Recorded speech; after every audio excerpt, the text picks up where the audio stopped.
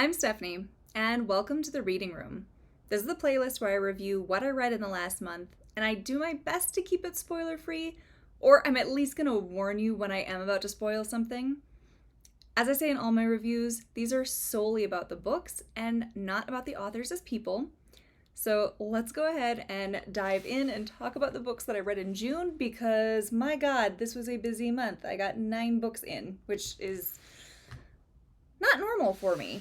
But since it's my birthday month, I guess I was really on track to read a lot of good stuff this month. I had a lot of my favorite authors make an appearance back in my to be read. I had some new books new authors that I hadn't checked out before.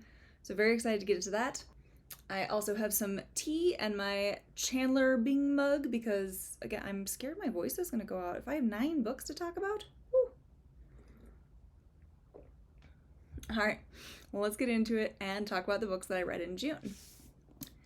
So first up is the Vacancy by Elisabeth Carpenter. And this is my first title by Carpenter, and I got this from a bulk book buy from the book outlet as it had a really intriguing premise. So let's go ahead and see why I was interested. Running from her past, Rachel answers an advert to be a live-in assistant to glamorous and eccentric author Dorothy Winters. When Dorothy's manuscript throws up striking similarities to events in Rachel's own life, she becomes convinced that the past she's tried to hide is catching up with her. Then the phone calls start, the parcel arrives, and Dorothy's friend disappears. Terrified of being blamed for murder, Rachel has nobody left to turn to, because who can she believe when she doesn't even trust herself? Sounds great, right? It's kind of not. To be honest, I'm not really sure how I feel about this. The plot is actually pretty predictable and kind of a cliche, with like maybe one twist thrown in. Everyone in this book acts so freaking weird. It's almost like they know they're in a book and have to act as odd as possible so the reader doesn't know what's going on, but it also doesn't work because it's just so over the top.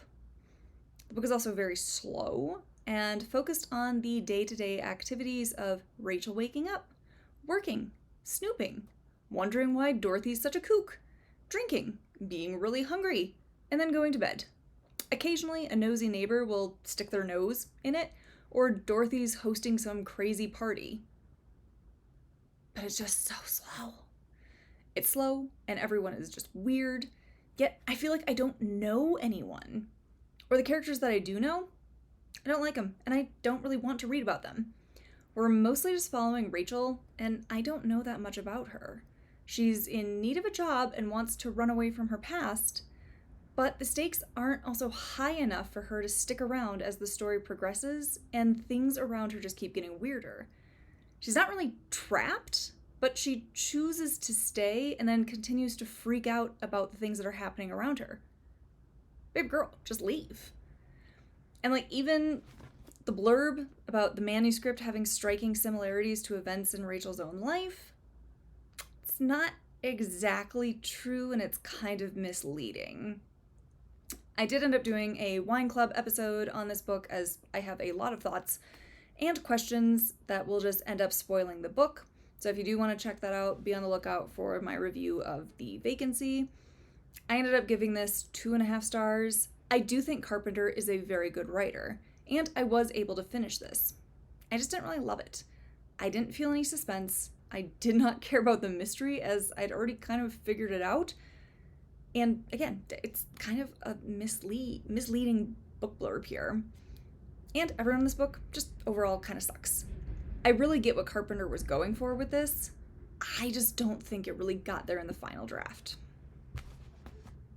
So next up was Murder Road by Simone St. James, one of my favorites, as I have been saving this for June as I wanted to read an author that I love this month, and I was so excited to get into this, but let's see what this book promised first. July 1995. April and Eddie have taken a wrong turn. They're looking for the small resort town where they plan to spend their honeymoon. When they spot what appears to be a lone hitchhiker along the deserted road, they stop to help. But not long after the woman gets into their car, they see the blood seeping from her jacket and a truck barreling down Atticus Line after them. When the hitchhiker dies at the local hospital, April and Eddie find themselves in the crosshairs of the Cold Lake Falls police. Unexplained murders have been happening all along Atticus Line for years, and the cops finally have 2 witnesses who easily become their only suspects. As April and Eddie start to dig into the history of the town and that horrible stretch of road to clear their names, they soon learn that there is something supernatural at work, something that could not only tear the town and its dark secrets apart, but take April and Eddie down with it all. So this is my 5th read by St. James, and I kind of feel like I either really like her stuff or I don't like it. And honestly, this kind of fell in the middle of the road. Like, I really love Sundown Motel and The Broken Girls, and The Haunting of Maddie Clare was pretty good, and I did not like The Book of Cold Cases. I would honestly say this is kind of on par with The Haunting of Maddie Clare, but a bit more predictable. Like, as soon as one element was introduced, I really knew where this story was going to go, and I honestly just didn't really love how it played out. I love the fact that St. James commits to writing legitimate ghosts, and this one is one pissed off spirit. Riley Sager, take note. But I also wanted more ghostly stuff. This almost read like a 90% completed draft. It was fine, but at the end of the day, I felt it was just fine. Like, when she writes the ghost stuff, I loved that. There were some legitimate scares and hauntings going on that I wanted to know more about, but we just never really spent that much time on it. I also feel that the ending was pretty rushed, and it kind of came off like St. James was just kind of over it and quickly wrapped everything up, even if it didn't totally line up. I really wanted to give this 3.5 stars because of the haunting and the ghosts, as well as the Snell sisters. I really liked them, but I have to only give it a 3-star rating. I had really high expectations. It was good, and I am definitely not mad that I read it. I just wanted more from it, and I know that St. James can give more. I have read some of her books that really do the ghost thing well. I do still have Silence for the Dead on my to-be-read pile, and I'm very much looking forward to reading that. St. James will still be an auto-buy author for me, but I am learning that some of her books are just like complete home runs, and some are strikes. This is a book that I would say got to 3rd base. So close, but it's not close enough. Next up was another book that I got on a bulk book buy from The Book Outlet. I am open to sponsorships if anyone from The Book Outlet is listening, but I grabbed this because look at this cover, that is gorgeous, and it also sounded really good. Let's go ahead and see what One of the Girls by Lucy Clarke promised. It was supposed to be the perfect weekend away. 6 very different women travel to a sun-drenched Greek island for a bachelorette party. From the shimmering ocean views to the quaint tavernas and whitewashed streets, the vacation feels like the ideal escape. But dangerous undercurrents run beneath the sunset swims and midnight cocktails, because each of the women is hiding a secret, and soon their masks begin to slip. Someone is determined to make sure that Lexi's marriage never happens, and that one of the women doesn't leave the island alive. The scorching thriller signals the arrival of a major breakout talent. One of the girls examines the pressures and joys of female friendship, as well as the deadly consequences when a relationship goes wrong. So this was my first title by Clarke, and it will so not be my last. I absolutely loved this. The characters, the pacing, the reveals, the setting, just everything was fantastic. I mean, the setting alone is making me look at how much it would cost to go to Greece this summer, and then I have to hold back my tears as I debate if a trip is worth a few months' worth of my mortgage, which right now it's not. But I really did love the descriptions of this fictional Greek island, and I too wanted to be enjoying the beautiful coastal views, the pool, and, of course, some Greek food and wine. I really do think the foreshadowing was done so well in this, as some seeds were planted that really made me nervous as I'm just waiting for the axe to fall. Like, we get a hint at the beginning of what's to come, and then when that scene finally starts to hit, it was really tense. All of our girls have secrets or are running from something or trying to face things from their past, and how it all lines up in the end was so well done. You can tell that this was really well plotted, and it was all really well thought out. I also think Clarke did a great job of making these women complex, flawed, but they're also relatable people. There were times that I was so against a character because I thought I had them figured out, and then something would be revealed that made me rethink how I felt about them. And I just simply think that's great storytelling. It's kind of how I felt about, I'm going to use a TV example, but Rowena from Supernatural. I just wanted her to die when she was first introduced, but then I was so sad at the end when the time came for her to die. I'm not adding any spoiler warnings for that show, as the show ended 4 years ago, but for this book, having characters that are that complex and so fallible but also redeemable was really great. I feel like so often lately authors are either like, this character is completely unreliable and just a hot mess, and I'm like, I can't really get behind you, or they're so perfect that I'm like, well, of course everything's going to work out in the end because it's already worked this far up until then. Now, I will say quick trigger warning, there is a mention of SA and the R word in this. And I will say this being classified as a thriller, definitely go into it with the expectations of it is a slow burn thriller, if that. There were a lot of tense scenes, and some shit is going to go down on this Bachelorette weekend, but I would honestly say this is a lot more suspenseful. But I also did really like the suspense in this. I also loved their friendships and their bonds and insights into how we change and evolve, and we're not always going to be that version of ourselves that our friends and family might still have in their heads. I ended up giving this 5 stars, and I am very excited to try something by Clarke again in the future. This was fantastic. Next up was another repeat author, Freida McFadden, with The Locked Door. After my last book by her, I did check to see if this was also self-published and then picked up by a real publisher, and that was the case with this, so I did know to lower my expectations just a bit going into it, because my last read by her, One by One, was kind of hilariously bad, and honestly I felt it was kind of boring, but I already had this on my to-be-read shelf and was hoping for a redemption. And the premise does sound promising.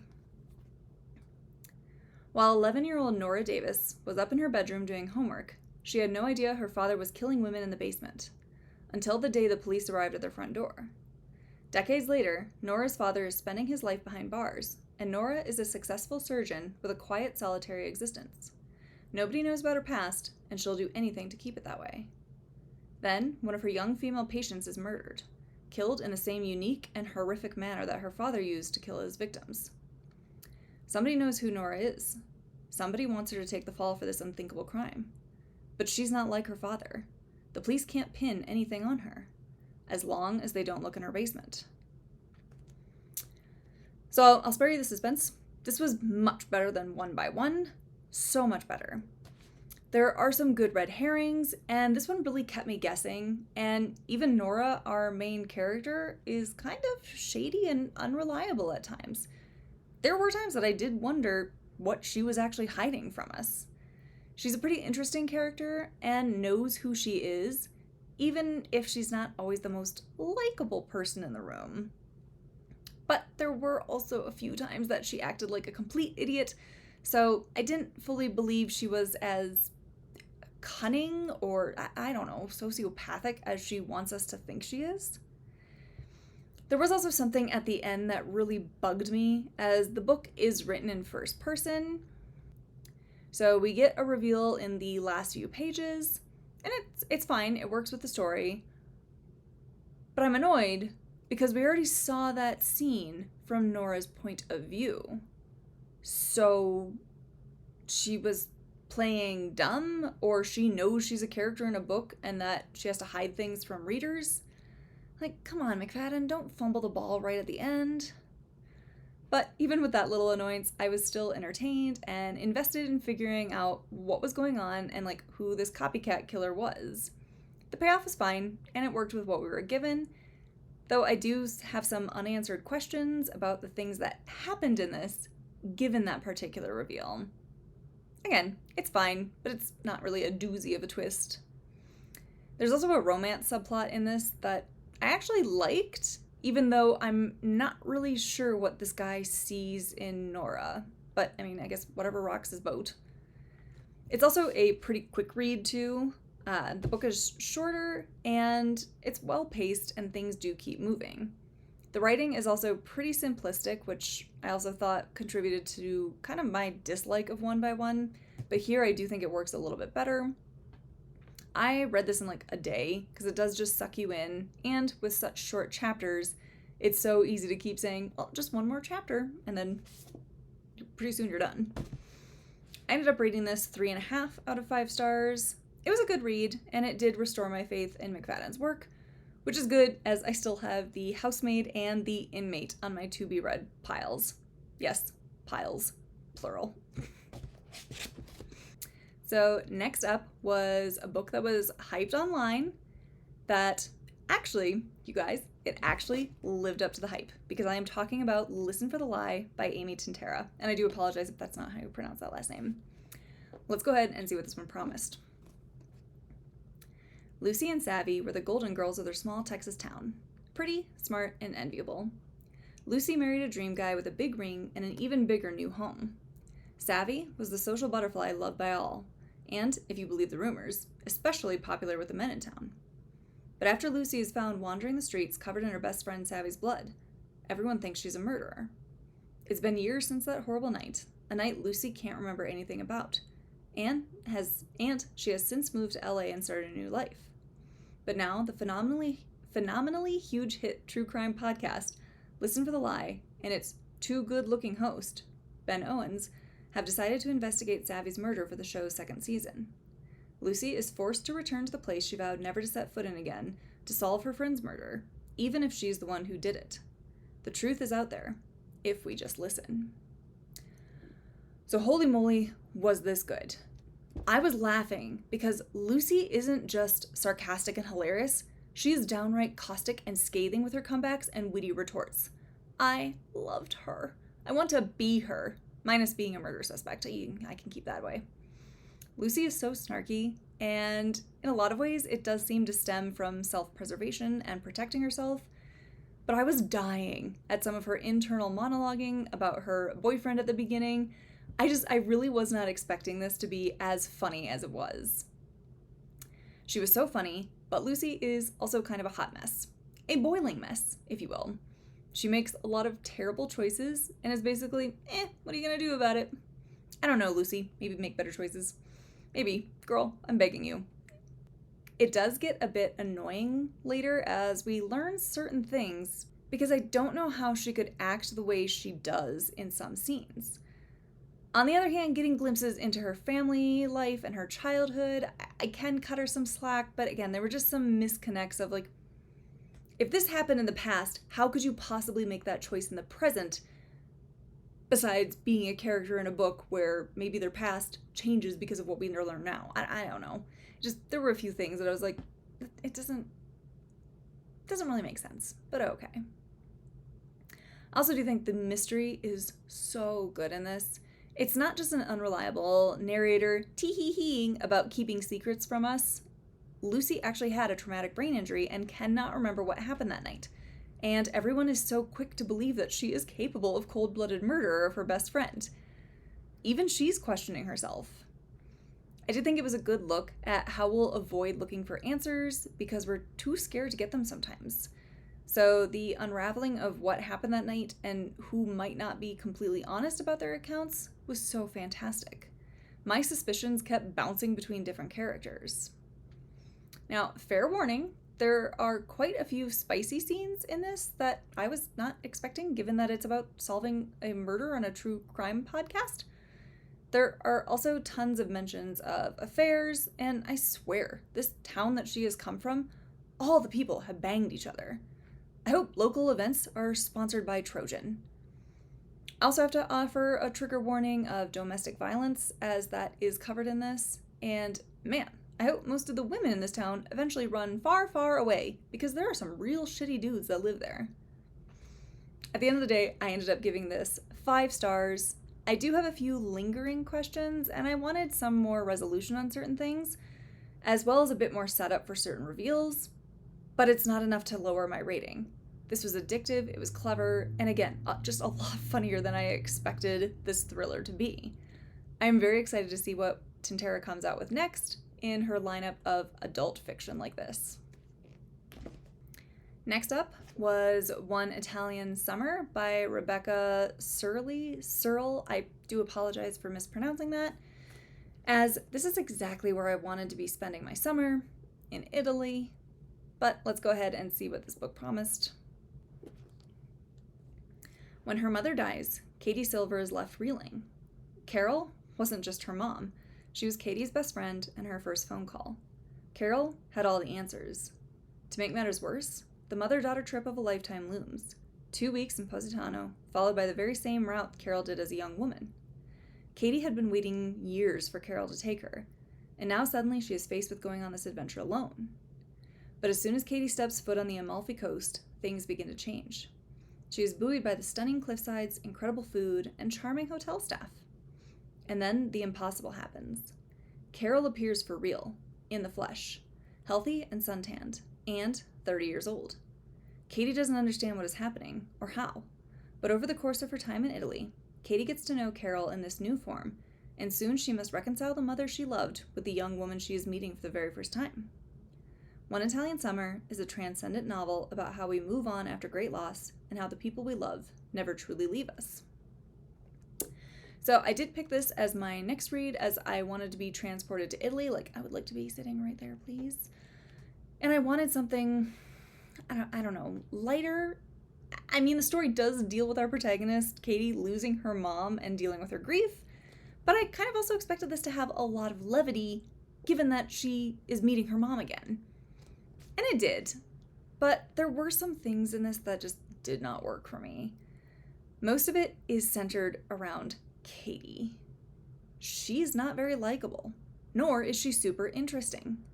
She actually came off as extremely selfish. Her whole identity is wrapped up in being Carol's daughter and having the perfect mother, and so now Katie has no idea what to do or who she is.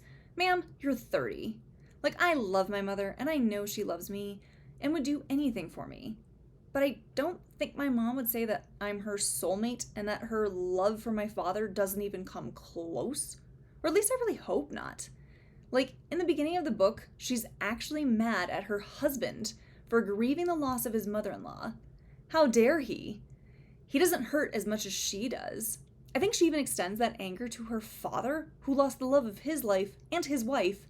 But no one can feel as much pain as Katie can. Only she's the one who's mourning the real loss. At the end of the day, it just kind of read really codependent. Even Sam and Dean from Supernatural would be raising an eyebrow at Katie's descriptions of her and her mother's love. I get she's in pain and grieving, but to be furious at others for being in the same position, it didn't sit well with me, nor did it make me excited to read about her romping around in Italy. I don't like you, Katie. I hope you choke on your pasta. Like, Katie just read like she was just existing. It's like Bella in Twilight before she meets Edward. She apparently had no personality or anything to live for, and we're supposed to just like her because she's the protagonist. I'll take a pass on that. Now, I did love being transported to Italy, and I too wanted to sit at the hotel's terrace and drink amazing Italian wine and eat ravioli until I look like I'm due in a week. But I also found some of the staff at the hotel a little too up in Katie's business. Now, I know smaller hotels or B&Bs can have that more cozy feeling, and you get to know the owners or hoteliers, but some of their behaviors kind of creep me out. And it was hilarious that Katie wasn't creeped out, as on the plane right there, she bitches about how her stupid husband is always talking to strangers and trying to be friendly. So it's only not okay when Eric does it? Got it. I did do a wine club episode on this, as the book goes downhill pretty quickly, and I just had to talk about some of the things that need a spoiler warning that I can't really talk about in this review. If you want to read something just for the descriptions of Italy and eating lots and lots of food and you just skip everything else, it's a fine read. But if you're looking for a plot or characters evolving or becoming better people, I don't really think this is it. By the end, I was pretty bored and just truly irritated with Katie. And even the lovely setting got a bit repetitive and kind of, well, mostly because we're there with Katie. I also feel like so much wasn't resolved or wrapped up, or we're not left with a lot of answers. We just skip over explaining things. I hate to say it, but I think this is going to get 1.5 stars. It's a rough rating for something that should have been kind of a fun summary read, but this book just really lost me. The idea is there. The setting is there. The main character is primed for a transformation, but nothing really happens. Honestly, I don't know if I'm really mad. I think I'm just like a mom. I'm like Carol. I'm just disappointed. I'm not angry, but I'm disappointed. So June really took a turn for me with One Italian Summer, and unfortunately it did not improve with my next read, which was The Last One by Will Dean. So I read Firstborn by him, and I remember liking it until we got the twist reveal and the ending, and it kind of seems like he hasn't changed with his writing style. But let's see what this promised. When Kaz steps on board the exclusive cruise liner, RMS Atlantica, it's the start of a vacation of a lifetime with her new love, Pete. On the first night, they explore the ship, eat, dance, and make friends, but when Kaz wakes up the next morning, Pete is missing. And when she walks out into the corridor, all the cabin doors are open. To her horror, she soon realizes that the ship is completely empty. No passengers, no crew, nobody but her. The Atlantica is steaming into the mid-Atlantic, and Kaz is the only person on board. But that's just the beginning of her terrifying journey in this white-knuckle mystery. So this synopsis is fantastic, but it's also very, very misleading. I'm also going to have to do a wine club episode on this book, as I too have a lot of spoilerly thoughts, but do not trust this book blurb. It is a lie. Well, okay, I guess it's not really a lie. It's just the book blurb portion that it's telling you the story doesn't last very long. So this was less thriller on an empty cruise ship and more Saw at Sea, or a Black Mirror episode on the Atlantic. This truly was not at all what I expected after reading that back cover copy. And if you can't tell, I'm pretty annoyed with it, because that back cover copy sounds fantastic. Sign me up for that story. Where is that story? Because it ain't this. Without going into spoilers, I will also say that the dialogue in this is pretty terrible. Like, there were several instances that I wondered if my copy had printing errors or Dean forgot to go back in and add transitions, as characters will be talking and suddenly they just share their backstory or talk about something completely unrelated for an entire page, and nobody thinks this is weird. Nobody calls it out. It'd be like a character is talking about their favorite restaurant, and then another interrupts and talks about their favorite subject when they were in 6th grade. Okay, and it made no sense. People don't talk like this. I thought I was missing something the first time it happened, but then it just kind of kept happening. It felt like it was the only way Dean knew how to add characterization, but it was executed so poorly. Honestly, a lot in this book was executed so poorly. I do think if my expectations had been set better with a more realistic back cover blurb, I probably would have felt differently about this. If I had known more of like the real genre that this was going to be in, I could have accepted a lot of the plot better, or at least been willing to hoist anchor and set sail on this crazy adventure. Plus, the final twist did make me so mad. I almost rolled down the window and tossed this out on I-70 as I was reading it on a road trip. I ended up giving this 2 stars, and I feel that is being really, really generous. Check out my wine club if you want to know all the spoilers and why you probably should not read this.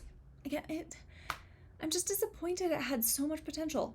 That back cover copy, amazing. Why didn't you stick with that as your book? Moving on. Next up was a book that I had also been saving for June, as I am rarely disappointed by Megan Miranda and wanted to check out Daughter of Mine. But let's also see what this one promised. The discovery of the first car was a shock. The second car was a pattern, a warning, and the key to a decades-old mystery that may be better off left to the past. Mirror Lake, nestled in the mountains of North Carolina, is a beautiful waterfront community where neighbors know neighbors and family businesses are the norm. When the long-serving detective dies suddenly, his daughter, Hazel Sharp, returns home after nearly 10 years away. But Hazel isn't the only relic of the past to resurface. A drought has descended on the region, and as the water level in the lake drops, long-hidden secrets begin to emerge. Unearthing the mysteries of the past sets Hazel on a dangerous search to uncover the truth buried at the heart of her hometown and her family. Another gripping novel from the master of suspense, Megan Miranda, Daughter of Mine is a chilling mystery that will keep you compulsively turning its pages. I gotta say, I agree.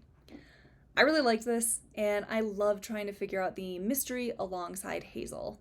I think the pacing worked out really well here, with well-timed reveals and information, or at least understanding of what a particular clue means. I think the puzzle here came together so nicely. I also loved that the antagonist worked within the story, but it was still a surprise.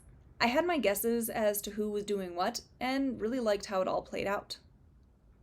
I think Miranda does such a good job of creating a tense atmosphere with those creepy goosebumps on the back of your neck feeling like someone's watching you. I always fly right through her books, as I can't look away, and Daughter of Mine definitely went that way. I needed to understand what had really happened, who knew what, and who really didn't want Hazel figuring anything out. I also love Miranda's books for their settings, as I could totally see Hazel's dad's house, I could see the lake, I could see the characters, and I could feel that small town atmosphere where everyone knows everyone and everyone they were ever related to. And there's just that feeling of what's going to happen next. Who will our protagonists realize they cannot trust?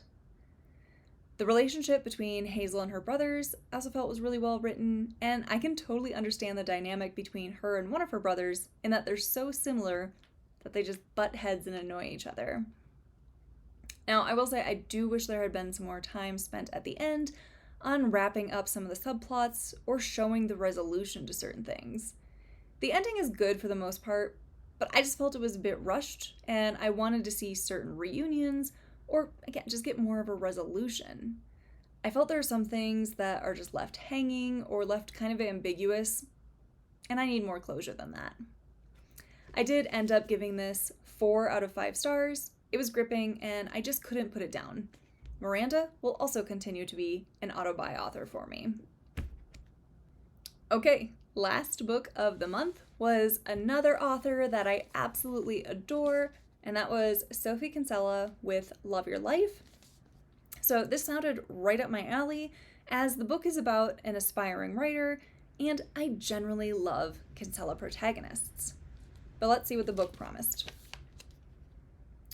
Call Ava romantic, but she thinks love should be found in the real world, not on apps that filter men by height, job, or astrological sign.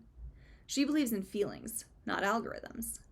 So after a recent breakup and dating app debacle, she decides to put love on hold and escapes to a remote writer's retreat in coastal Italy. She's determined to finish writing the novel she's been fantasizing about, even though it means leaving her close-knit group of friends and her precious dog, Harold, behind. At the retreat, she's not allowed to use her real name or reveal any personal information. When the neighboring martial arts retreat is canceled, and a few of its attendees join their small writing community, Ava, now going by Aria, meets Dutch, a man who seems too good to be true. The two embark on a baggage-free whirlwind love affair, cliff-jumping into gem-colored Mediterranean waters and exploring the splendor of the Italian coast. Things seem to be perfect for Aria and Dutch. But then their real identities, Ava and Matt, must return to London. As their fantasy starts to fade, they discover just how different their personal worlds are. From food choices to annoying habits to sauna etiquette. Are they compatible in anything? And then there's the prickly situation with Matt's ex-girlfriend, who isn't too eager to let him go. As one mishap follows another, it seems while they love each other, they just can't love each other's lives. Can they reconcile their differences to find one life together? So first up, I really wish we had spent more time in Italy and at the writing retreat. It's a very short part of the book, and most of it is spent with Ava staring at Matt. Boo! Tell me about the beauty of Italy. Tell me about what you're eating. Tell me about what you're drinking. I don't care that you're so obsessed that you are looking at him all the time when you're supposed to be working. So I will say that Ava is a typical quirky Kinsella protagonist, and I did like her humor, but she also grated on my nerves quite a bit. She just comes across as so immature and desperate that I wanted to go into the book and tell her to have some self-respect. It's not even that she's naive. It's almost like she's unhinged and delusional. She is obsessed with Matt and seems to love the idea of him or who she thinks he could be rather than who he actually is. And then there's Matt, aka Dutch. He was great in Italy. And then I wondered if he was a pod person when he got back to London. It felt like his personality just changed to whatever the plot demanded. Now, I did like that Ava had a dog, but this dog was a little shit. And this is coming from someone whose dog is a little shit. But that's because my dog is a senior citizen. He's 15 years old, and he is grumpy, and he doesn't give two licks about the rules or behaving like a good boy. Ava's dog, Harold, is young, and he's a menace. Ava refuses to train him and just thinks his bad behavior is like super cute and is just him. He can't help it, guys. Yes, he can. Be a better pet owner. Your dog is as obnoxious as you are. The dog also plays a big role in the end, and she is so into her dog, but it read a little forced, or like he's kind of just a toy or accessory. So in my last review of a Kinsella book, I did say that it seemed the protagonist was an uncanny valley version of Becky Bloomwood, and I also got that feeling in this. It honestly kind of read like shopaholic fan fiction, because Ava is Becky, but even more scatterbrained than usual, and Matt is Luke. Except that I like Luke. I don't really like Matt. Luke can be moody and reserved, but like once you crack that surface, he's actually very funny and thoughtful. Didn't really see that with Matt. I kind of found him boring and a flip-flopper when it came to his personality. To keep the fanfiction train running, it also really read like specifically shopaholic and baby, as there's a character in that named Venetia, who is Luke's ex-girlfriend from college, who becomes Becky's obstetrician. Not that Becky knew about Venetia's past as Luke's girlfriend until they all meet at the office. There's a similar thing in this, where Matt's ex-girlfriend Genevieve is still in the picture, and his parents obviously want them to get back together. It worked in Shopaholic because Venetia was very insidious with her actions. Obviously, as I love Becky, I knew what Venetia was up to, but she was never over the top in her behaviors towards Luke, nor super obvious. So it was kind of easy to be like, maybe she's just blowing this out of proportion, or like, you don't know the intent behind this. But in this, Genevieve, Luke's ex-girlfriend, was too obvious about her desires to be with him. Genevieve's dialogue was very 2001 Disney, like how the bully Kate talked in Lizzie McGuire. There's just absolutely no subtlety, and so it didn't really work for me. Now, onto Ava and Matt. I did understand how they hooked up in Italy, but then when they got home, I couldn't understand why I should root for them. They weren't a great couple. I don't know what they had in common besides each other, and I'm guessing their enjoyment of certain adult relations. They keep making up all these rules that are going to cause all sorts of problems for them. And what do you know? They do. Now, I will give them credit that they are good balances for each other. Ava shows Matt that he can live the life that he wants, one that will make him happy, and Matt brings Ava down to earth. Had we seen more of this balancing act and seen moments where they actually seem to enjoy dating the other, this probably could have panned out better. Otherwise, it felt like anyone else would have just walked away and basically been like, we'll always have Italy. So I did laugh while reading this. It has both Kinsella's signature characters, but it also has her signature humor, which is fantastic. Ava can become ridiculous, but there were times that her or her reactions to things were genuinely funny, and it made for a charming read. And I do have to say, I appreciate her character arc in this and her growth. I think that is something that Kinsella typically excels in, making her protagonists confront their flaws and problems and actually embrace change to become a better version of themselves, even if it's hard. A lot of her stories are about living the life that you want, not the one that's expected of you or what you think you have to do, but living for you, and I love that. Though, kind of on a tangent, I have to ask Kinsella, what was up with the description of Topher, who's one of Matt's friends? Every single time he's on page, he's described as ugly. It's very important that we know that he's ugly. But why? Why on two accounts? What makes him ugly, and why is that important? At the end of the day, I am giving this 3 stars. It wasn't terrible, but it definitely was not my favorite of hers. I adore the Shopaholic series, minus the Hollywood and Vegas ones. Those are, just skip right over those. Those are not good. And you will have to pry 20s Girl out of my cold, dead fingers if you want to take that off my shelf. This was fine. I could see it. I could understand that this was Kinsella's work. I just don't think it was her best. Okay, so that wraps up everything that I read in June. If you have any recommendations of what I should add to my to-be-read pile for July, please leave those recommendations in the comments below. Otherwise, thank you so much for watching, and I will see you next month in the reading room.